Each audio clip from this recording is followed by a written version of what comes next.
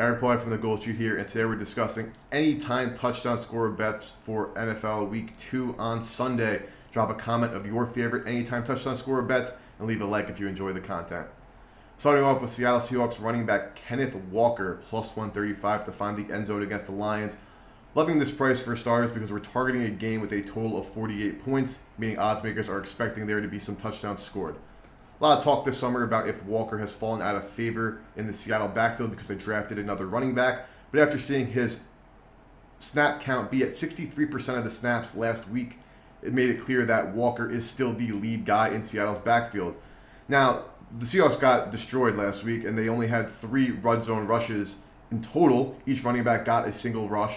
But when you go back to last season, Kenneth Walker was second in the entire NFL in red zone carries, and he got 100% of Seattle's rushing attempts inside the 5-yard line.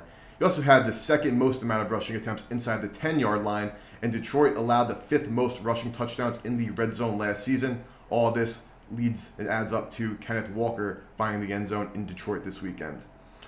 Moving on to Jamar Chase of the Cincinnati Bengals against the Baltimore Ravens. Even money to score a touchdown. Now, we know that Cincinnati did not score a single touchdown in that Week 1 beatdown they took against the Cleveland Browns. But with a pretty high total in this game of 46 points, we're expecting the Bengals' touchdown drought to end immediately and Jamar Chase to be able to find the end zone. Last season, Jamar Chase 4th in the NFL in red zone targets, and he was targeted the 12th most of any player in the NFL inside the 20-yard line.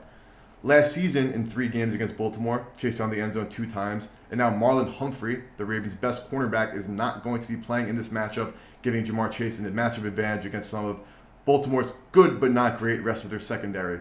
Also, even though the Cincinnati Bengals could not get anything going offensively last week, Jamar Chase still led this team in targets because he is their number 1 option. Considering, again, the Baltimore Ravens defense being depleted, Jamar Chase being a guy who can score from 5, 10, 20, 40, 60 yards out, he's that good. There is great value in Jamar Chase, even money, touchdown score against the Baltimore Ravens. Last but not least, the rookie quarterback for the Indianapolis Colts, Anthony Richardson, plus 170 to score a touchdown against the Houston Texans. This goes against a little bit what we were saying about targeting games with high totals because this game has a very low total of 39.5 points.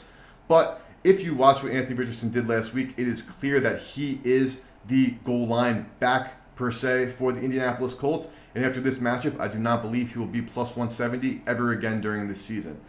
Now, he scored 1 rushing touchdown last week, and they ran a QB power play for him. It worked to perfection. And in their 8 rushing attempts that the Colts had in the red zone last week, 4 of them went to Deion Jackson, and 4 were taken by Richardson himself.